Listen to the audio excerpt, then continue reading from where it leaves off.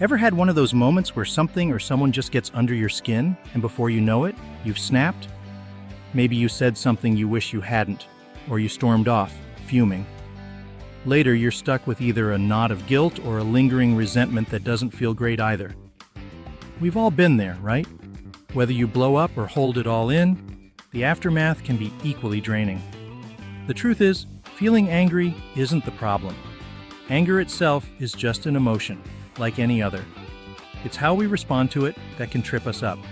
Sometimes, anger flares so fast that we don't even have time to think about what we're doing. The reaction just comes out, like an automatic reflex.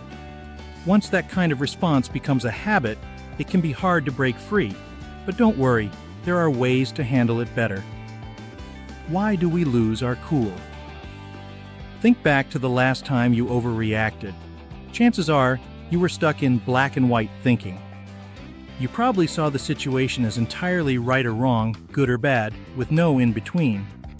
Maybe the situation is not really that simple, but in the heat of the moment, our brain loves to oversimplify.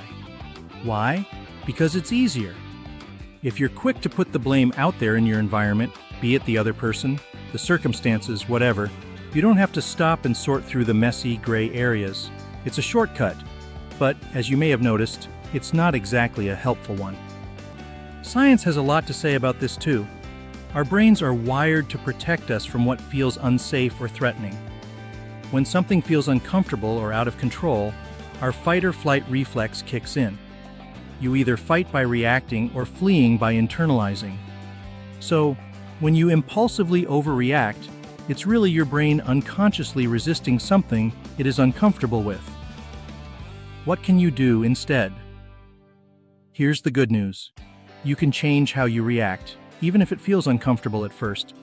It is important to recognize that impulsive reactions don't usually work in your favor. Sure, it's satisfying in the moment to vent all your frustrations, but later, not so much. You've probably realized this already, but that split-second win often leads to more stress down the line. What if, instead of that knee-jerk response, you could pause and approach things differently? It starts with a slight shift in your mindset. Here's how. The key to being in better control of your impulsive tantrums begins by being more aware of what happens in your brain. Get into the habit of instantly challenging your tendency to react impulsively. Understand that you are wired to behave in ways that your brain has learned to operate. Consistently reinforcing a new response may be difficult at first, but will end up normal.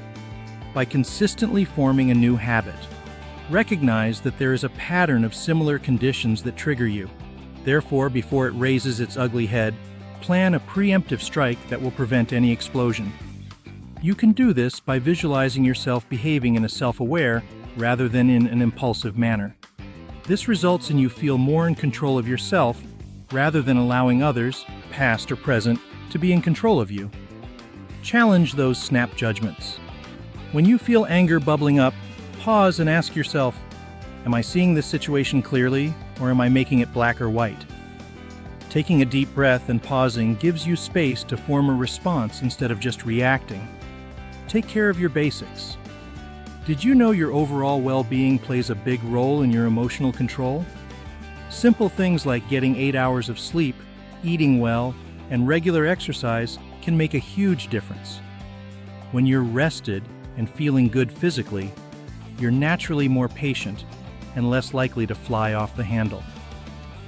Small steps lead to big results. Changing how you react doesn't happen overnight, and that's okay.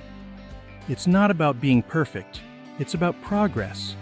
At first, pausing to rethink your reaction might feel unnatural, but stick with it. Over time, it will become second nature. You'll find yourself feeling more in control, not just of your anger, but of your life. And that's a win worth working for.